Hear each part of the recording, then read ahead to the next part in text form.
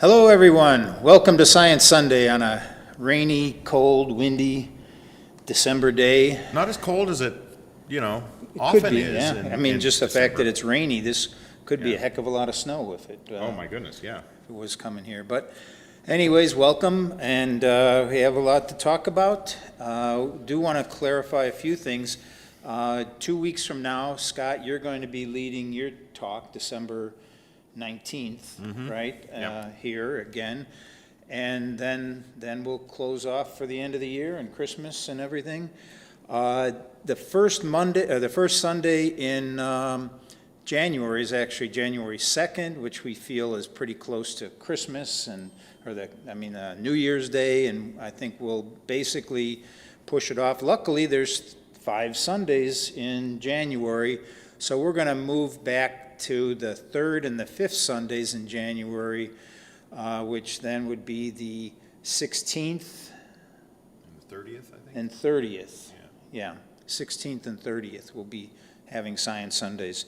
I'll have the 16th, the first one of the month, although it'd be on the 3rd Sunday of the month, the first Science Sunday. Second talk about power, which is what we're going to be talking about today. And then Scott will be on the 30th. And then I'll be at just the week right after that, the first week in February. So we'll have a lot of science coming our way. There's been so much emphasis on this stuff. There's been some interesting stuff in the news lately about black holes found nearer to us than ever thought before. Did you hear some of that? I read some headlines that seemed overly sensationalistic, Okay. and I was so miffed about the headlines that I didn't actually, for once, I love black holes. Yeah. One of the things that really get me excited about astrophysics. I didn't actually read the story, but the headline said something like, supermassive black holes discovered near Earth. But, near is a very relative concept, Oh, I yeah. think. Yeah. Nearer than we thought. Yeah. All right. Well, I'm basing a lot of the talk today. I guess we've got that covered. We'd like to thank the church and the AV people up top, the church that provides us this wonderful venue to be in. Also, we will be open for business on a limited basis, the church and Science Sunday, starting January and 9th, I believe, the first church service. And so the service, or the Science Sunday that'll be in January, both of them will be available for your potential to come in and sit in and be a part of the audience and give us people to talk to and smile at and so on. And we hope that you avail yourselves of that. Please, yes, Yeah, please. there's a We're- lot of care and concern being taken for Yeah. safety, and there's some small level of rules to follow, separating people. I think every other row of the chairs is going to be used, and I'm going to be trained better in how to prepare and how to do this, but we'll try to talk to people about how to sit in the seats and so on. But basically, every other row, and family units or small units sitting together, people that you're comfortable with, Yeah. just to try to keep it. We'll probably have room for at least 40 people in here or so hopefully that you come. So we're going to be at noon still. Yes. And, if you can show up, please do.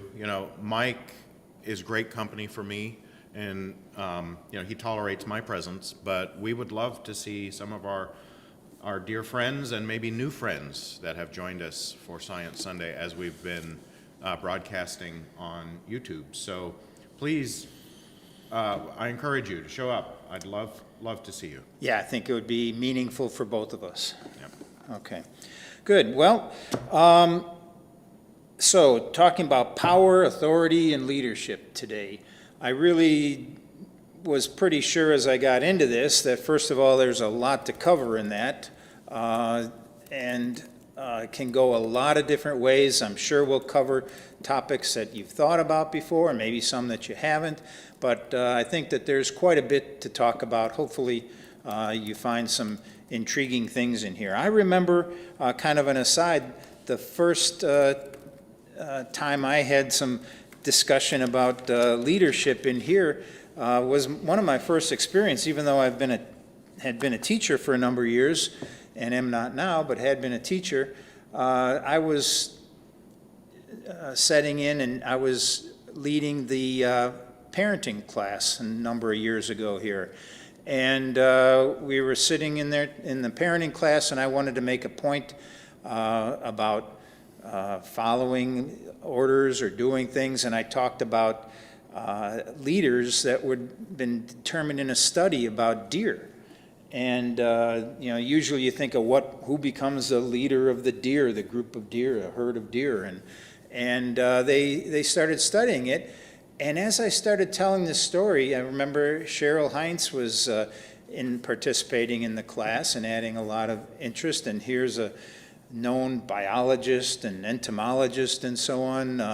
And I started making my point, and she opened up her, which was pretty new to me at the time. It was an iPad, and she started tapping away on it. And I started getting worried because I thought maybe I didn't read this study right. It was kind of Were you atypical. kind of a deer in the headlights? Yeah, I had probably the deer in the headlights look. And so I went on with my story, but I'm kind of looking out of the side of my eye at what she's doing, and she's doing it. And basically, she went through this thing, and I had the name of the person that did the study. She looked it up and found it, and she was satisfied that what I was saying was pretty accurate. So it was kind of a power feeling there that I was in a position talking about power, but then losing my power to an iPad. So it was, I remember that pretty fondly. I remember. We will all be replaced by iPads eventually. Yeah, they'll be rolling around on little wheels and going where they want. They won't do steps as well as we do. Oh, that's right. Yeah, but anyways, the story, just to finish the story about deer, was that leaders of the deer were determined to be in this study, not the fact that they led and told the rest of the herd where to go, but they were very perceptive in a way, and their perception was an ability to be able to determine when more than 50% of the herd faced a certain direction. And once that herd faced a certain direction with some level of intent, then that head deer would lead them all off in that direction towards the water hole or whatever the food source or whatever they were going to. They would read their herd. Yeah, one great capacity of a leader, according to this study, the point I was making, was the capacity to read the herd and do what most were willing to do anyways, not go off on some crazy junket towards some other path or whatever. Everybody's looking north, and you're saying, you know what? I think I want to go south. Yeah, I wonder if they would even follow at that point. Right. That was a capacity, and they would not be led, right, under those circumstances. So I brought that up as an interesting point. I wonder if Cheryl Heinz remembers if that story the same way as I do about it, but it was an interesting point. John Farmer suggests the trust but verify. Yeah. Piece of wisdom. So when you think of that, what is power in the first place? If we're going to talk about power, what is the power? What is power? What is this strong capacity? What is it? And do you have some ideas of what you want to say power might be? Well, it's energy over time, so it's Okay. energy expended through time. It is interesting because the power that we talk about in social circumstances has some level of application towards power as the way we perceive it in the natural sciences and in physics and so on too. Yeah, I'm sometimes bothered by anthropomorphic language used in social science or in colloquial contexts. For example, people talk about energy, I could sense your energy today, Right. You're very energetic, etc. And energy and power sometimes are mixed up. And as a person trained in physics, sometimes that Rankles me a little. Thank you. Good word.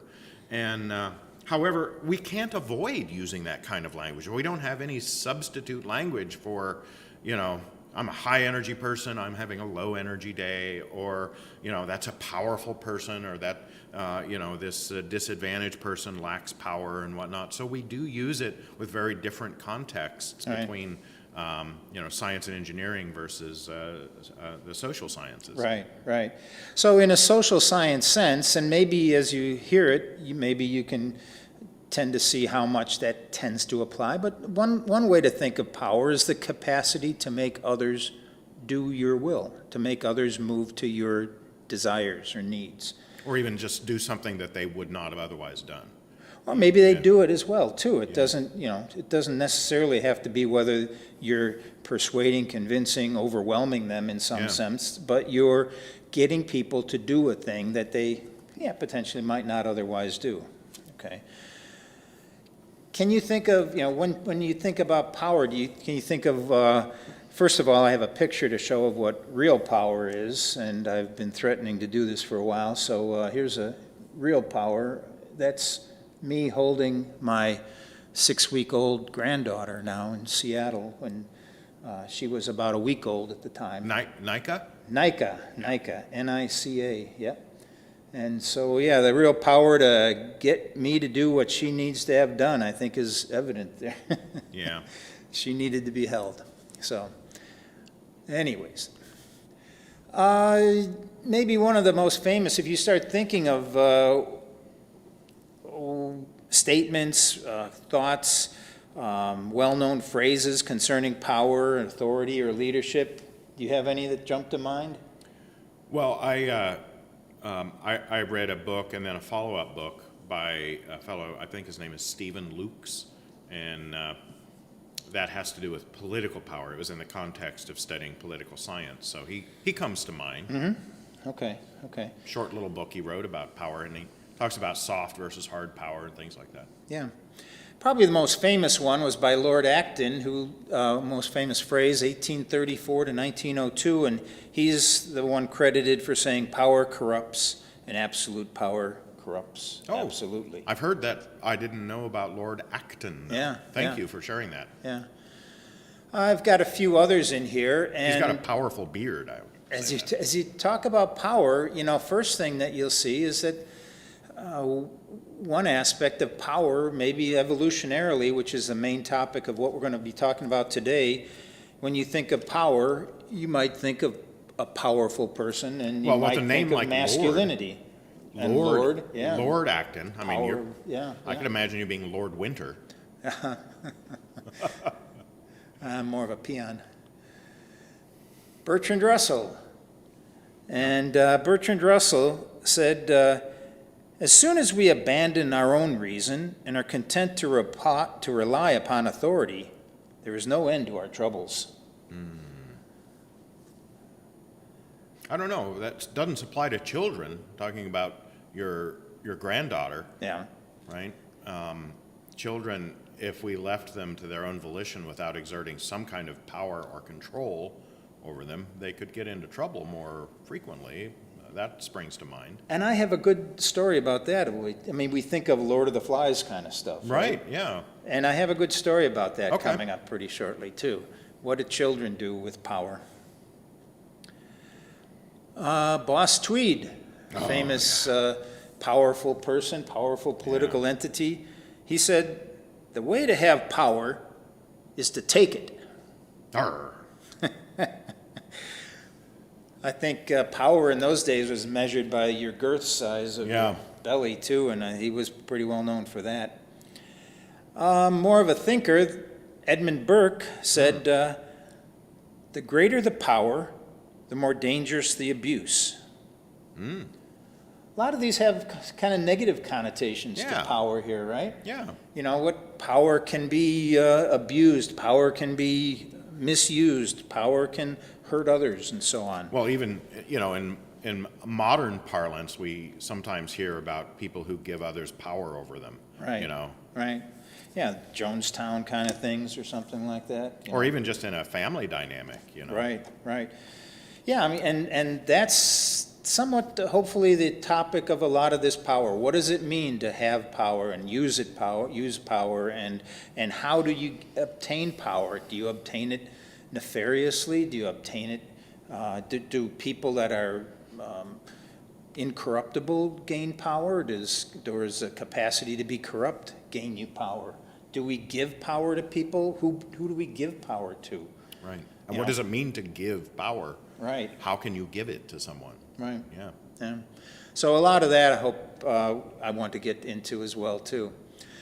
Well, one thing when we've been talking about power so far and talking about these phrases, I didn't want to leave 50% of the population out, so these are all white men talking here, and I wanted to find some phrases about power. And I'm not sure if you can think of a powerful woman in your mind, or think of a powerful phrase or a phrase related to power by a woman.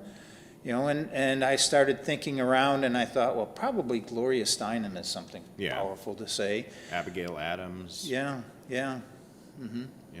But if you think of who you Lucretia define as a Mott. powerful woman, it's maybe good to get that in your mind before we go too much further. Lucretia Mott was also a big, very influential woman in the women's suffrage and abolitionist movements and whatnot, I think. Yeah, there was a lot going on to gain suffrage and so on, and like I said, Gloria Steinem. My mother later. was quite powerful over me, Yeah. I can tell you that. She probably needed every bit of it, too. Alice Walker, Ah, born 1944, author, and she said, the most common way that people give up their power is by thinking they don't have any. The most common way people give up their power is by thinking they don't have any.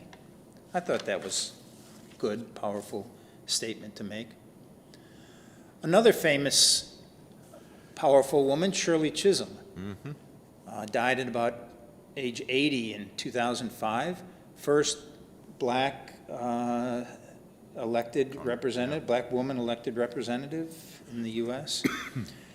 Shirley Chisholm, if they don't give you a seat at the table, she said, bring a folding chair. I thought that was powerful. that's awesome. Yeah. So,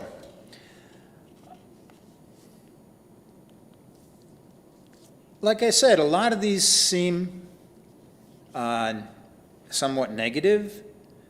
The women's points at the end I thought were great and good to hear, so I think that's powerful to say.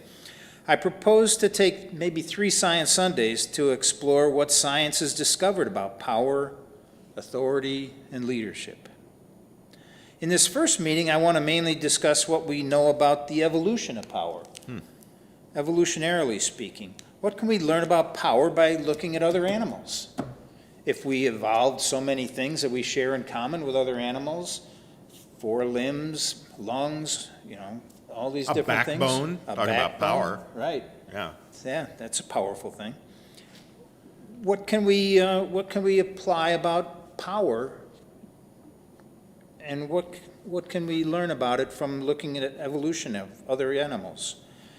How well does that learning apply to human society? Because it's come along in animal societies, how well can we apply it to our own?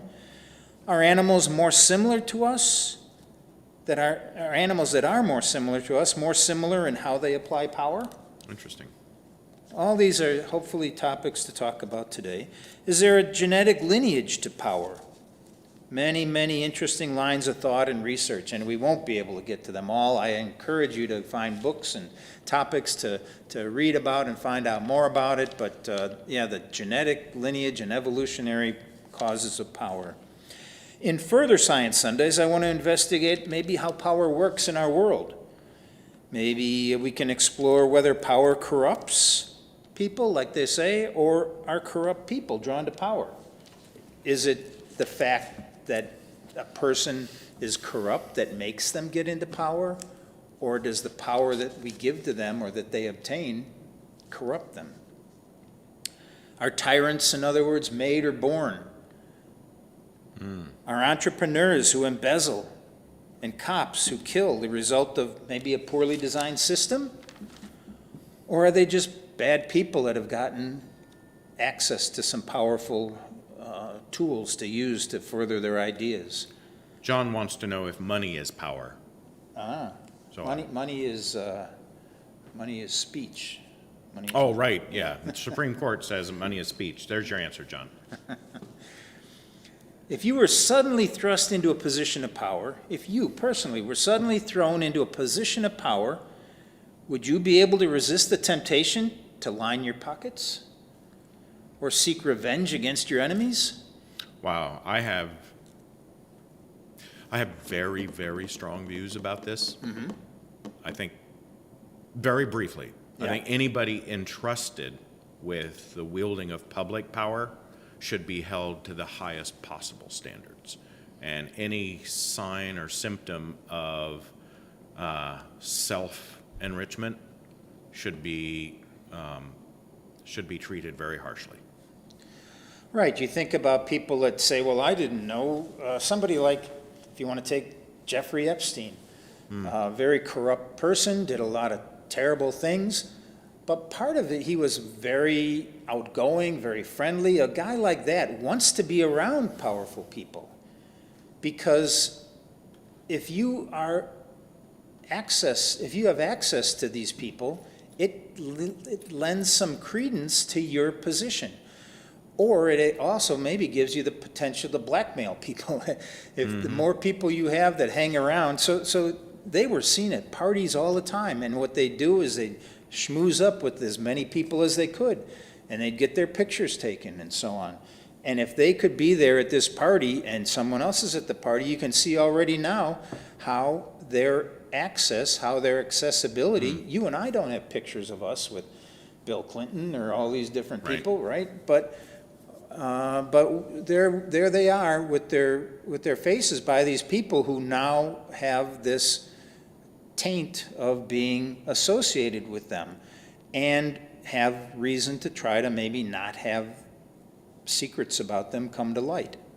Yeah, so the idea that that makes me think there are levels of power, right? There's the person behind the curtain kind of power, and then there's the person at the podium kind of power, and whatnot, right? Yeah. So I'm trying to maintain this person at the podium kind of power and Yeah, kind of tamp it down. good That's job, my- good job.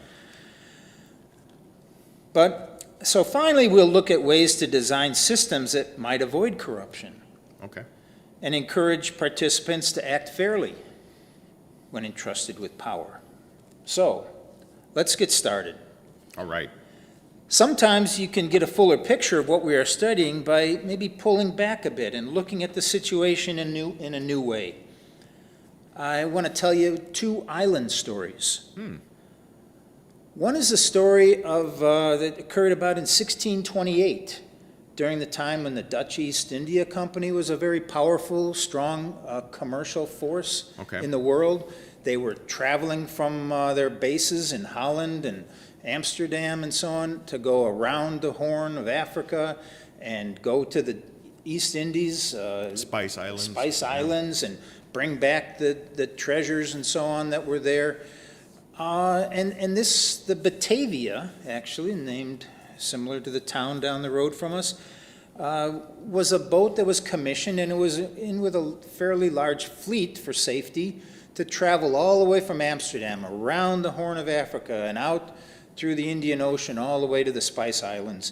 They had it loaded with, I think, 12 baskets of coins of different, of amazing value.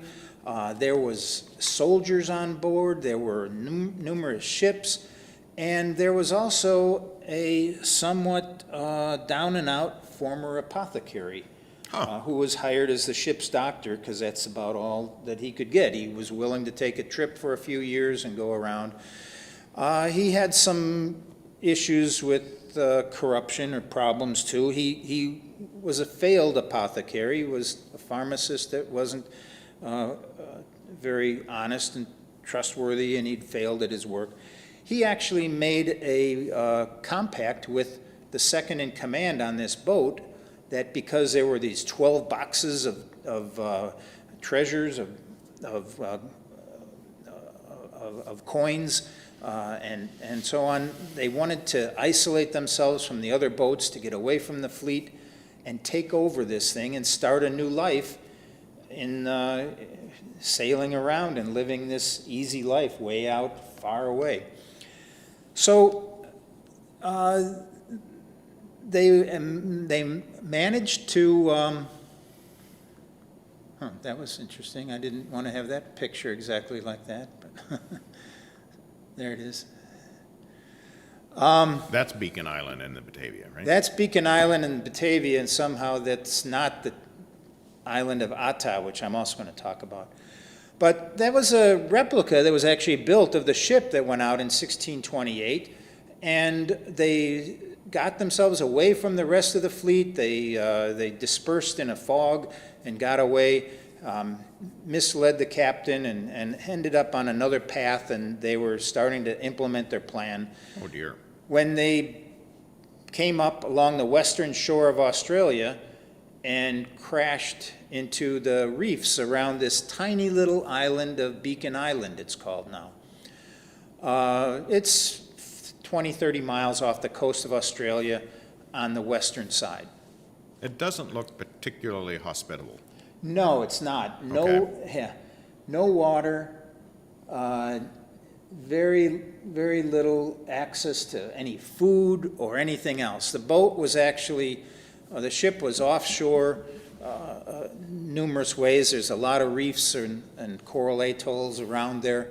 And actually, numerous people on this ship were marooned or stayed on the ship for quite a few days. But Some hey, made they it were to rich. shore. You know, they had lots of coins. They had all the coins they needed. A lot of rum, I believe, too. Okay. And that had its problems as well, too. There was somewhere, the ship was about 160 feet long. You could throw a baseball across this island. And it had no natural water, no real natural plants. This obviously is a modern day picture I pulled off of Google Maps on it. And there's about 4 families that live on here and have their little wharf, and and that's where they're at. And this man, Geronimus Cornelius, was there staying on the boat. He couldn't swim, and he didn't want to go towards this little island yet. The captain had one large boat left, a 16-foot or so boat, and he put numerous of his people in. Most of the ship's staff, what do you call it, the leaders, and they went off to try to find water. They were gone for roughly 3 months trying to find water. Oh my goodness. So the rest... Well, the other folks were pretty thirsty by then, I Yeah, think. the other folks were not doing well. So the whole story was that then he ended up being the highest ranked crew member Officer. left, Yeah, officer yeah. left on the boat. And he proceeded to dress himself in finery that he found. Is this the apothecary or somebody else? The apothecary. Okay. Right. And so he's already kind of demonstrated as not a very caring kind of person. But he needed to get rid of, there was numerous soldiers, there were men and women who were traveling on this, there were young children on this boat as well too. And basically he set up situations where he found who he could trust and the men who would do his bidding and did things that he wanted. They sent the soldiers that were left there out to another island to look for water and managed to keep them away. And he ruled over this place and took numerous liberties with what was going on. So let me read a little bit about what went on. On June 4th of 1629, the wooden hull of the Batavia splintered as it crashed full speed into a coral reef in the low-lying Abrolhos Islands off the Australian coast. Many of the passengers and crew tried to swim ashore, and dozens drowned. Some cling to what was left of the Batavia.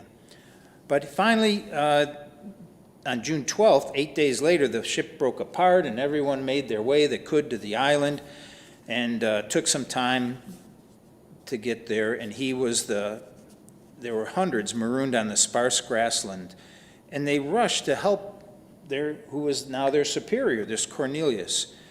Once recovered and replenished, he did some quick calculations. The situation was dire. The food, water, and wine and rum that had survived the wreck would not last. The supply wasn't going to expand, he figured, so it was necessary to reduce the demand. Ah, They needed fewer stomachs to fill. He started consolidating his power by eliminating potential rivals. Some were sent on foolhardy missions in small boats and then pushed overboard to drown. Others were accused of crimes, a pretext used to sentence them to death. These grisly executions asserted Cornelius's authority, but they also provided a useful loyalty test. Men who would kill on his orders were useful people. Men who refused were a threat.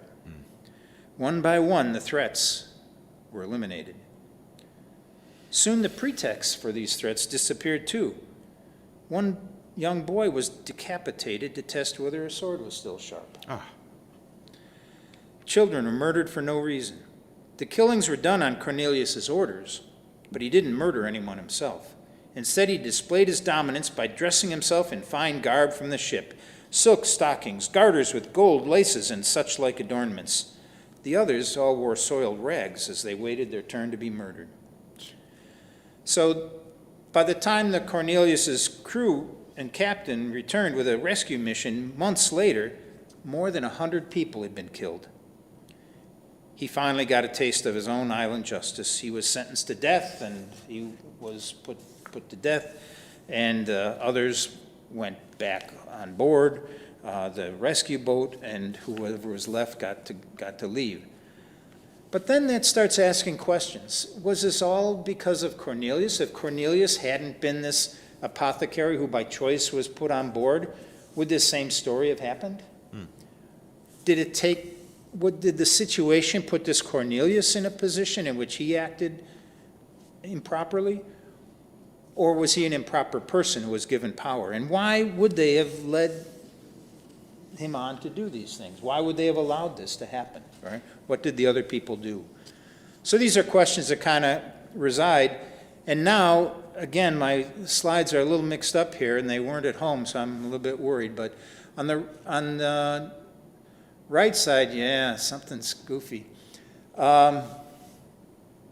This is a small island that actually, on the eastern side of Australia, in 1965, there was a group of Tongan boys. Somewhere just right of there, and I had a red circle that actually showed up back on this thing. You can see it. Okay. So something's weird with my PowerPoint here. So pretty much the center of that picture. Right? But you can see Australia, and you can see New Zealand. It's a very light-colored green thing there just above Antarctica. And then north of there is Tonga and the Tongan archipelago. And there were 6 Tongan high school boys who were in high school, boarding school in the capital of the archipelago, and they weren't feeling like this was working for them. They stole a fishing boat and were going to escape and go on to have adventures and so on. So they... See the world, they said. Yes. So this is 4,000 miles east of Beacon Island. On the other side of Australia lies another deserted island in the Tongan archipelago called Ata. I'm not sure, my picture of Ata is completely missing on this thing. So it's a very circular island with cliffs all around it. Okay. And then you get above and there's a few coconut trees and a few things like that. So not just grassland. Right, right. It's a more rocky island than the other. It's got elevation and prominence to it. Okay. So they had a storm and they lost their rudder and their sail and so on, and they drifted coasting south for over 8 days. What could possibly go wrong with a bunch of high schoolers marooned on an island? Right, right. So they spotted this looming splash of green in the distance, and it was this Ata Island, a craggy island covered with dense vegetation. They couldn't actually steer their boat, so they couldn't bring the boat to shore for any kind of use later on, but they had to abandon ship and swim to shore, cut up but alive. The cliffs had made it challenging to clamber ashore, but they turned out to be the young castaways' saving grace. The jagged rocks made perfect roosts for seabirds, and the boys began working together to trap them. With no fresh water to be found, they improvised and started drinking seabird blood. Oh. After foraging around their new home, they upgraded to coconut juice. Eventually, their meals went from raw to cooked as they started their first fire. The boys agreed to keep constant watch. Each was assigned a time to watch, 6 boys, somewhere around 4 hours a day, Each was assigned to watch the simmering flames, ensuring that the fire would never die out. Each boy took his turn tending the embers, and this lifeline allowed them now to cook fish, and seabirds, and even tortoises that they found. Their living standards improved further through collaboration. The boys worked together for 4 days to tap into the roots of one of the island's larger trees, collecting fresh water, one drip at a time. They hollowed out tree trunks to collect rainwater. They made a primitive house out of palm fronds. Every task was shared. There was no leader. There was no gold lace or stockings. There were no barked orders, no plots to consolidate power, and no murders. No beheadings either. As they conquered the island, their successes and failures were divided evenly. 6 months into being castaways, one of the boys broke his leg while he was hunting for seabirds. The other 5 boys rushed to help him, and they used the traditional Tongan method of heating coconut stalks to create a splint, and they immobilized the bone back in place. For the next 4 months, he couldn't walk, but the other boys took care of him until he could help again with the daily chores. Sometimes there were disputes, but their agreement was that they'd move to a different part of the island for a while. A small island, they just moved to a different part of the island, and those who were at loggerheads and would sometimes be there for up to 2 days until they cooled down and they could again work together to survive. After more than a year, they began to accept that their new life wasn't as temporary as they hoped, so they settled in for the long haul, passing the days by fashioning crude tennis rackets and holding competitions, arranging boxing matches, and exercising together. To avoid depleting their stocks of birds to eat, they agreed to a daily limit per person and began trying to plant wild beans. 15 months after they were shipwrecked, an Australian named Peter Warner was puttering around in his fishing boat looking for places to fish, and then he saw a scorched mark on the side of this cliff wall there, which seemed odd because in a very humid environment you wouldn't see, it's not a typical thing to see. So he got pulled in a little closer to see, and then he saw naked boys with 15 months worth of hair growth jumping and yelling and everything, which caused him a little concern. They jumped into the water and they swam out to him. He loaded his gun and he sat there ready to see what was going on. They told him that they'd been isolated on this island for 15 months and so on. He actually called on his radio phone. He called an operator who checked in, and they said those boys had been given up for dead long ago. They had the funerals and everything for them. So he let them in the boat, he brought them back, and they came back to life. They came back to society. So, the boys were brought back to Tonga and reunited with their families. In the aftermath of their rescue, the oldest boy traded his anxieties about survival to some worries about returning home. He said he had a girlfriend. He was wondering if she was going to remember him. And they also stole a boat. Right. As the Dutch historian Rutger Bregman put it, the real Lord of the Flies is a tale of friendship and loyalty. One that illustrates how much stronger we are if we can lean on each other. For Warner, the fisherman who got them, he still regularly sails with one of these boys. The entire episode provides a great boost for humanity. So 2 desert islands, 2 conflicting visions of human nature, right? In one, a single power-hungry individual consolidated control over others to exploit and kill them.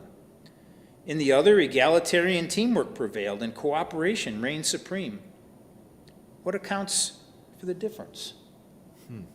You'd imagine that in one side you'd say, well, here's the adults that had a power structure, they had a reason to live, they had all these things going their way, they had a power structure that they could potentially rely on, and the other was just 6 boys that had to work things all out almost from scratch, right? One island, like you saw, was very flat and had very flat level structure to it, but the hierarchy was very vertical, right?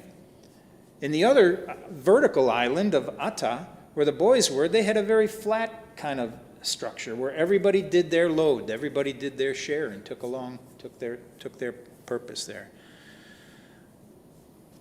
So there's kind of some questions that come out of all this that I hope we'll keep investigating and exploring.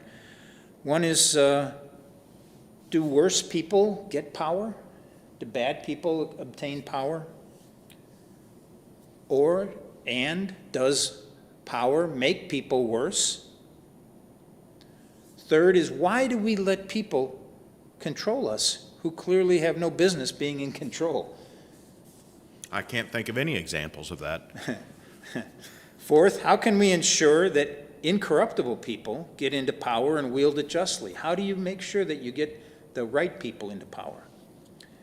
So, interesting stories. One is, and again, I apologize for the slide issues, I'm Philip Zimbardo and Christina Maslach. Oh, and That's there's the your island of Ata there. Oh, yeah, I see the cliffs there. Yeah, that's a It looks a lot bigger than the other island. Landsat, somewhat bigger.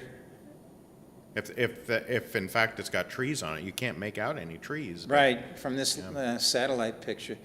All right, things are so jumbled around. That is Philip Zimbardo and Christina Maslach. Have you heard of Philip Zimbardo at all? I think you, I think so. Is he the one who did the prison experiment? yeah, the Stanford study in 1971. It was a fake jail in the basement of the psych department. Right. He created a jail down there. This is an experiment that would not be allowed to repeat again. It showed some of the problems with trying to do experiments, and part of the problem with understanding power is we can't do experiments of power ethically in many ways on humans, right?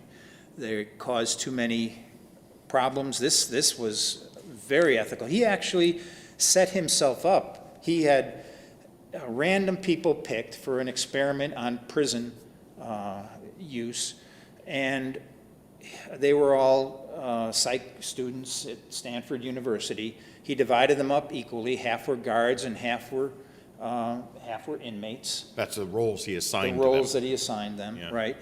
And he actually assigned himself to be the prison superintendent or warden. Why wouldn't you? Yeah. So that made him have some capacity to input ideas and concepts and so on, which is somewhat partially some of the problem with his experiment, what went on. They were paid $15 a day for 2 weeks, and what basically occurred was a whole variety of abuses and power grabs and taking food away, taking rights away from people, telling these other people that they had to go to the bathroom in these buckets that they put in there and so on. So the prisoners had not, in fact, committed any infraction. No, They right. were just randomly Randomly assigned, the tag prisoner. right, Yeah. right. Okay. And the guards were randomly assigned to be guards, and then they started acting, and it quickly got very wild. After 6 days, actually, the reason that Christina Maslach is in here is she was Zimbardo's girlfriend at the time, and she was in the psych department as well, and she convinced him that this was going way beyond where it ever should go. So Is that them in the picture? that's them right there, in them. So there were some discussions about what happened with that later, but basically it was used for a long time to show that people have innate terrible capacities to abuse power inside them. Yeah. People And shouldn't be allowed to, that's what happens. If you give people power, there's a tendency for even good people to go bad. Now, haven't there been subsequently a lot of questions about not just the methodology, as you inferred or implied, but also the results? That there's some people who've questioned, did it really happen the way that Right. claimed it did? They've interviewed some of the people who said that were involved in this, some of the subjects in this, both guards and inmates, who said that they kind of knew what was going on. They knew what Zimbardo wanted, and they were going to provide what he wanted. Role-playing, kind of. Yeah, so they're a little cosplaying or role-playing or doing what they thought they should be doing because that's what he wanted to see. Let's bring a little excitement to it. So whether they were really as abusive and as nasty and and also as dominant, submissive and Right. accepting of issues as they were just because of the roles they were assigned is up for Okay. some question. Another point about it is that in his advertisement, in which he was advertising to hire people, he mentioned that they were doing an experiment on a jail, on jail life. And another group later on wrote the exact same ad that he did, and then wrote the same ad but took out the words for a study of jail life. So they were just looking for people to participate in a study in the second one. They changed the $15 an hour to $75, a day, $75 a day to make it more like the same, to make the equal amount of pay that was being given out in 1971 dollars in this. So in that case, they put these ads out in different schools, in numerous different schools, and they found that the people that came in and answered the ads, they did psychological studies on them.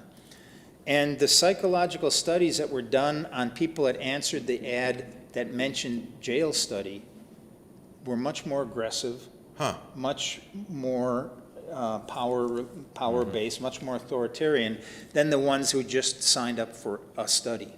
So they self-selected, kind of. Zimbardo's people were intrigued by original that, thing, yeah.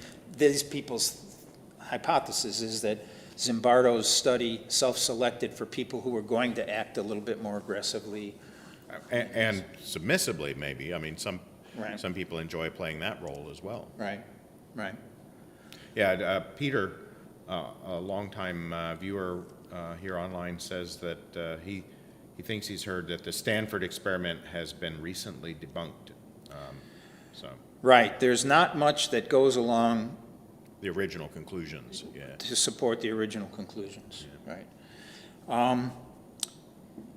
But what you can say is that maybe people that are ill-suited to power are drawn to it. Yeah. Whether Isn't that his interesting? conclusions are right or not, is it a capacity that power has an attractive effect to people that shouldn't be using power? Well, almost, I'm tempted to use the word sadistic or sadists. You know, in my understanding, sadistic people enjoy the suffering of others or making other people suffer. And so that inherently seems like it has a power dynamic to it. Right, I mean, there's psychopaths who don't care about the feelings of others. There's sadistic people who like to inflict things on others that aren't pleasant, right? So, yeah, and that's some level of how do you that I think I want to get looking at further. But if that is so, if it's so that people that are ill-suited to power are often drawn to it, why do these corruptible people seem to obtain power so easily? Are we, as humans, drawn to giving power to the wrong people for the wrong reasons? There was an interesting study that works at that. In Switzerland in 2008, 681 local children were shown a computer simulation in which they had to pick a captain for their digital ship based on two pictures that appeared on the screen. So the children are asked, who's going to be the better captain? It's very arbitrary. There's no data or facts or anything. Superficial, Superficial. You're just looking at these two faces. What they didn't know was that the possible captains were a collection of winners and runners-up in recent French parliamentary elections. So astonishingly, 71% of the time, the children picked the actual winner. Wow. So young children between 5 and 13 years old picked the actual winner of French parliamentary elections based only on their superficial Their face. appearance, right? Yeah. When run with adults, the researchers saw identical results. So 71% of the adults picked pick the person that they thought would be the better captain. So we seem to, kids and adults, take people at face value, literally. Yeah. In other studies, those who are more aggressive or rude in group discussions are perceived as being more powerful and leader-like than those who are cooperative or meek. So there's some data that's showing that we seem to give people power that maybe we shouldn't be. John Farmer mentions the brown eye, blue eye study too, another Right. similar thing for those of you who are familiar with it. This is starting to get complicated. Yeah. Power might corrupt good people, but it also might attract bad people. And maybe we as humans are somehow drawn to bad leaders for bad reasons. Or maybe regular good people can sometimes be made to act nefariously if they're given power. Right. Corrupts good people, like you said. Right. Yeah. One study in Bangalore started to look at the context in which people in power act. India is known for significant levels of corruption in its civil service sector. Everybody knows that becoming a government official provides opportunities to take home off the books pay. Skim a little cream. Right. So they were given, these people were, groups were picked, and they were given a dice, and they threw a dice 42 times, and they were supposed to self-record their results. So imagine, you're given a dice, 42 rolls, and you turn in your results. Oh, okay. Unsupervised. Unsupervised. Okay. There were rewards given for higher numbers. If you had a higher total out of those 42 total throws, you'd get more money. I have a long string of sixes. Yeah. There were actually people that turned in that they'd rolled 42 straight sixes. That's something. And then they looked at the groups that did that. And one group was looked at as the people that had aspirations to become civil servants. And the other had aspirations to become engineers or doctors or different things like that, anything else but a civil servant. And it was statistically significantly different that people in India that were looking to become civil servants were more corrupt in their reporting of their data, right? But maybe that's just, those are those kind of people. Well, they did the same test in Denmark. Okay. Denmark is known for a very transparent, straightforward, appreciated civil service sector. In Denmark, people aspiring to civil service were significantly overperformed by those who wanted professions that paid extremely well. So doctors, lawyers, and so on in Denmark did much higher on that. So it's this attitude of they were overperformed in terms of the scores that they turned in. So the doctors and lawyers in Denmark wanted more money, maybe, and then this is the theory then that that's what they did. They were interested in money, and they acted that way on their work too. So there's a cultural aspect to this potentially. Right. Okay. Complicated. Why do we as humans set up our societies in a way that inevitably makes a small group of people powerful and a large group of people powerless? Why do hierarchies exist? Almost every culture, except some hunter-gatherers cultures, are that way. Have they always existed? Actually, we're talking a little bit more of the evolution, and I wanted to talk about a man I've seen talk in Chicago, works in Emory University, Frans de Waal. I don't know where he is there's Frans de Waal picture, but he's at Emory University, and he's Dutch. So, decades ago, a Dutch primatologist named Frans de Waal noticed that the social structures of chimpanzees were far more complicated than was previously known.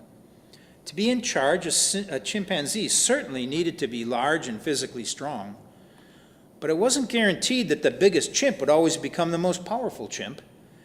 Instead, aspiring leaders had to build alliances, curry favor with kingmakers, and distribute resources.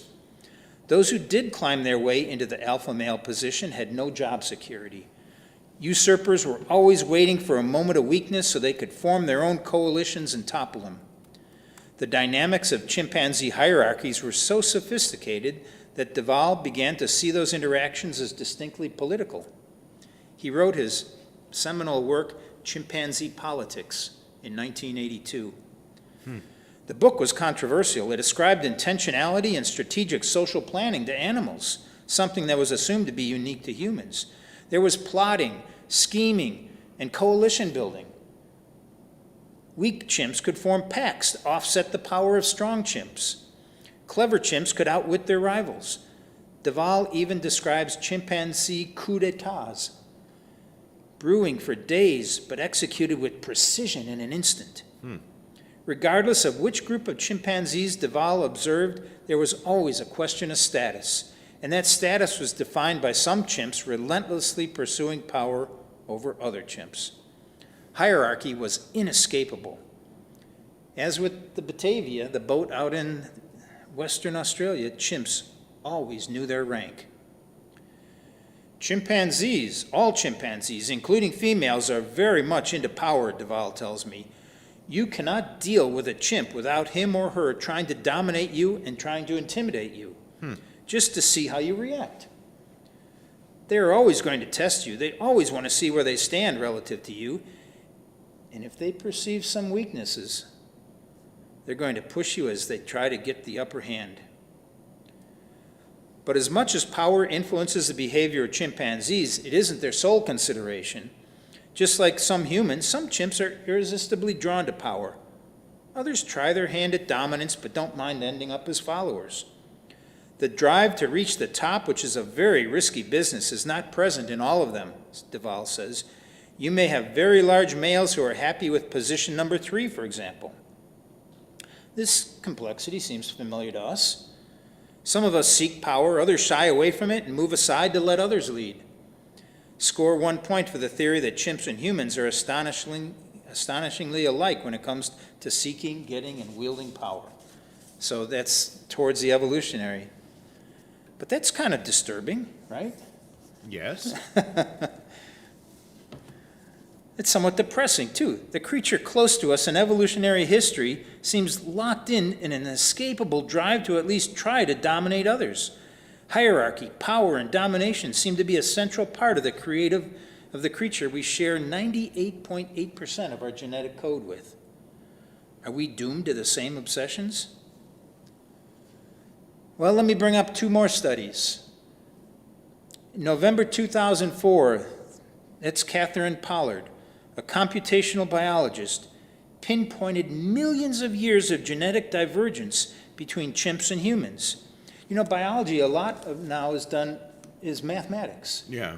They're evaluating genetic drift and all these different things. There's a lot of mathematics involved, and she's a computational biologist is her role. University of California, San Francisco. She found over millions of years of genetic divergence between chimpanzees and humans, 118 bases of DNA that have altered and changed from chimpanzee as we diverged.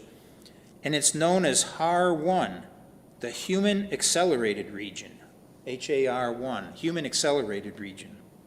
This region switches on during brain development and, among other things, seems to inculcate us, humans, with an innate preoccupation with fairness and equality that chimps simply don't have. Oh, really?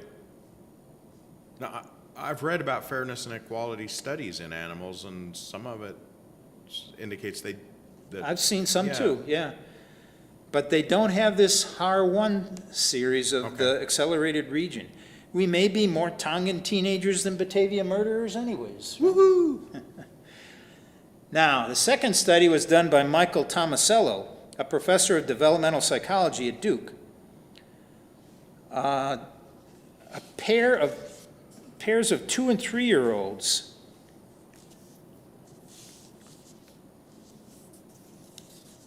let me get that. Pairs of 2 and 3-year-old children were randomly assigned to either be a lucky child or an unlucky child. The lucky child was given 3 rewards, and the unlucky child received only 1. If an innate sense of fairness and justice, like Pollard is talking about is part of being human, then something should gnaw at the toddlers about the discrepancy between them. But if we're just interested in dominance over others, then the lucky child would gleefully accept its good fortune and not spare a second thought on the unlucky child. So it's an interesting study, right? Yeah, and these are pre-verbal children, do you think? Or? 2 and 3-year-olds. Yeah, okay. The study had 3 versions. In the first, the children would walk into a room together, and the lucky child would find 3 rewards waiting for them, and the unlucky child would find 1 for them. In the second, both children had to do a task. They pulled on a rope. The lucky child would again get 3 rewards compared to 1 for the unlucky kid. In the third setup, the children would work together equally on a task. And at the end, there would still be a 3-to-1 split. The idea was to see whether our instinct was toward sharing and, crucially, whether it mattered how the rewards were allocated or why. In the first version of the study, none of the 2 and 3-year-olds shared. When you just walk into a room, you got what you got. In the second, a few did. But the third version, in which equal collaborative effort led to an unequal outcome, produced the most intriguing result. None of the 2-year-olds shared. None of the 2-year-olds shared, even though they had worked on this collaborative result. But an astonishing 80% of the lucky 3-year-olds gave up one of their rewards to be on equal footing with their unlucky companion. Huh. Something in the brain changed. Their instinct was toward fairness, particularly after cooperating.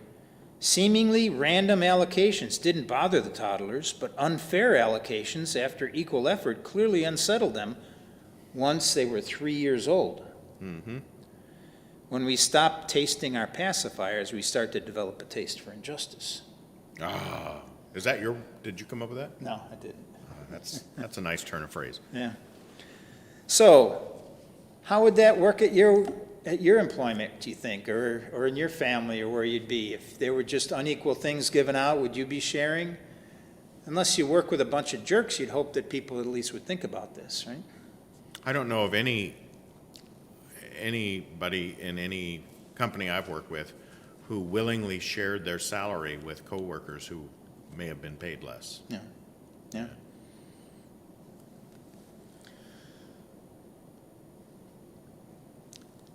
But maybe it could be argued that these children were blindly following, and they finally, at 3 years old, they were enough to understand the things that their parents were beating into them day after day about sharing and giving things out and so on, you know. But if that's true, then if you're just supposed to share all the time, you learn to share, then you'd think it would be equal no matter what caused the rewards to be given. You'd think that they'd share equally whether they just walked blindly into the room and were given things or whatever. So that didn't seem to be true. But Tomasello did decide to conduct a similar study with chimpanzees. Interesting. When the experiments were run, sharing was extremely rare.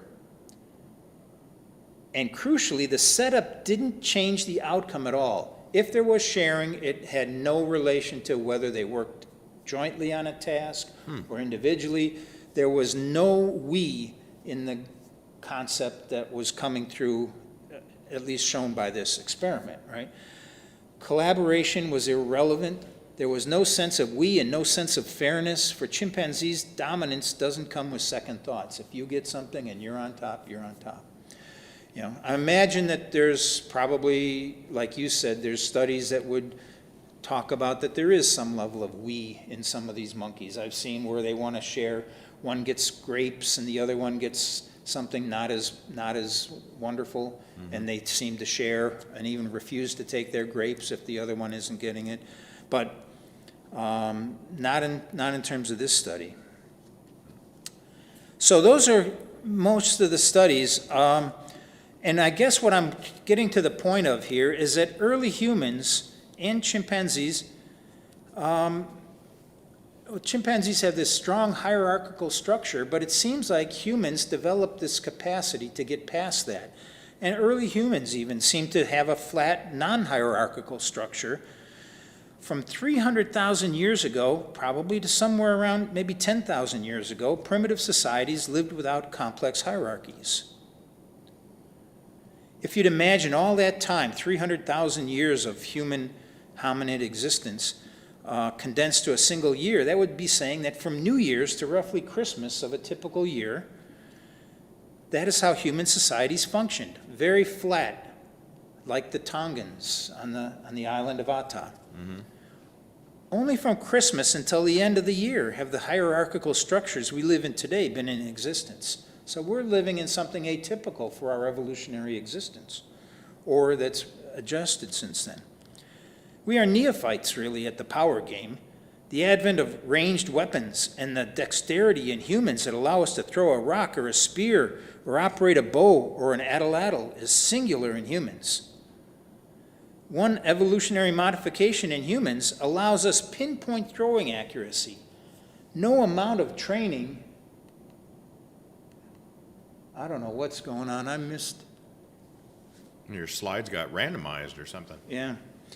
I have a picture of there's no amount of the physical structure of a chimp doesn't allow it to throw faster, harder than 20 miles an hour, which is about what a 7-year-old throws at. Even though chimps are much stronger than humans. Yeah. Chimps are amazingly strong. There's just the structure of the Yeah. shoulder girdle doesn't allow chimps to throw like we Okay. can throw.